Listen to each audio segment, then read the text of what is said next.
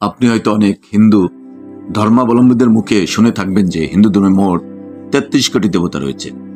যেহেতু সনাতন ধর্মে বহু দেবদেবী আরাধনা করা হয়, তাই এই ধরনের একটি ধারণা গড়ে উঠেছে। তাই বাস্তবে এটি একটি ভ্রান্তি মাত্র। আজকের এপিসোডে আপনাদের স্বাগতম। আসুন জানি ৩৩ কোটি দেবতার প্রকৃত ব্যাখ্যা। সংস্কৃত শ্লোকের একটি অংশ ত্রয়স্থিতি মাসতি কোটি থেকে অনেকেই মনে করেন হিন্দু ধর্মে ৩৩ কোটি দেবতা রয়েছেন। কিন্তু সংস্কৃত ভাষায় কোটি শব্দটির দুটি অর্থ রয়েছে। একদিকে এটি কোটি বা কোটি সংখ্যা বোঝায়, অন্যদিকে এর অর্থ প্রকার। এই শ্লোকে কোটি বলতে আসলে প্রকার বোঝানো হয়েছে। তাই হিন্দু ধর্মে ৩৩ কোটি দেবতা নেই, বরং ৩৩ ধরনের বা ৩৩ জন দেবতা রয়েছেন। কোনো বেদ বা উপনিষদে ৩৩ কোটি দেবদেবীর উল্লেখ নেই। বেদে কোটি শব্দটি প্রকার অর্থে ব্যবহৃত হয়েছে। বিভিন্ন সনাতন ধর্মগ্রন্থে ৩৩ প্রকার দেবদেবীর উল্লেখ পাওয়া যায়। যেমন বেদের প্রাচীনতম অংশ সংহিতায় ৩৩ দেবতার কথা বলা হয়েছে।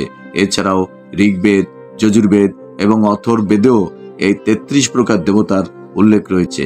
৩৩ জন দেবতা কারা? ঋগ্বেদ অনুযায়ী ৩৩ জন দেবতার মধ্যে ১১ জন আকাশে, ১১ জন বায়ুমণ্ডলে, ১১ জন পৃথিবীতে অবস্থান করেন।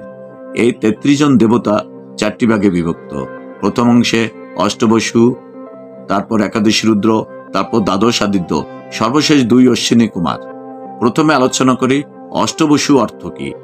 অষ্টবসু কথাটির অর্থ হলো ৮ জন বসু। বসু নামের অর্থ হলো উজ্জ্বল বা ধন দানকারী। এই অষ্টবসু হলো অপ, ধ্রুব, সোম, ধরা, অনিল, অনল, প্রত্যুষ এবং প্রভাস।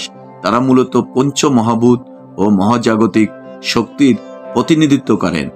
অষ্টবসুর মধ্যে ধরা অর্থ পৃথিবী, অনল অর্থ অগ্নি, অনিল অর্থ বায়ু, অপ অর্থ জল, প্রত্যুষ অর্থ সূর্য, প্রভাস অর্থ আকাশ, সোম অর্থ চন্দ্র, ধ্রুব অর্থ গতিহীন নক্ষত্রকে বোঝানো হয়েছে।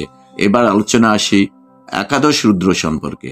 কশ্যপ মুনির প্রার্থনায় ভগবান শঙ্কর অসুরদের হাত থেকে দেবতাদের রক্ষার জন্য সুরভির উদর থেকে ১১টি রূপ ধারণ করে প্রকটিত হয়ে অসুরদের পরাজিত করেন।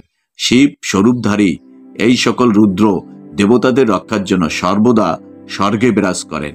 এই একাদশী রুদ্র হল মন্যু, মনু, মহিন্স, হর, শম্ভু, ঋতধ্বজ, উগ্ররেতা, ভব, কাল, বামদেব, ধূতব্রত। এবার দ্বাদশ আদিত্য সম্পর্কে আমরা জানব। আদিত্য নামটি একবচনে সূর্যকে বোঝাতে ব্যবহৃত হয়। আদিত্য বলতে অদিতির সন্তানকে বোঝায়। সাধারণত আদিত্যগণ সংখ্যায় ১২। এদের একত্রে দ্বাদশ আদিত্য বলা হয়। এই দ্বাদশ আদিত্য ১২ জন হল বিবসান, অর্যমা, পূষা, ত্বষ্টা, সবিত, ভগ, ধাতা, বিষ্ণু, বরুণ, মিত্র এবং ইন্দ্র। সবশেষে আলোচনা করা যাক অশ্বিনী কুমার সম্পর্কে। ২ অশ্বিনী কুমার হল নাসত্য এবং দস্য। তারা সূর্যদেব ও দেবী সংজ্ঞার যমজপুত্র। তারা হলেন স্বাস্থ্য, চিকিৎসা এবং বিজ্ঞানের দেবতা। তাই উপসংহারে বলতে পারি হিন্দু ধর্মে ৩৩ কোটি দেবতা নেই, বরং ৩৩ প্রকার দেবতা রয়েছেন। এই ভুল ব্যাখ্যার কারণে বহু মানুষ বিভ্রান্ত হয়ে থাকে। আসল সত্যটি হলো এই ৩৩ দেবতারা প্রকৃতির বিভিন্ন শক্তি ও মহাজাগতিক কার্যাবলীর প্রতীক। আমার এই ভিডিওটি ভালো লাগলে চ্যানেলটিকে সাবস্ক্রাইব করে সাথে থাকুন। হরে কৃষ্ণ।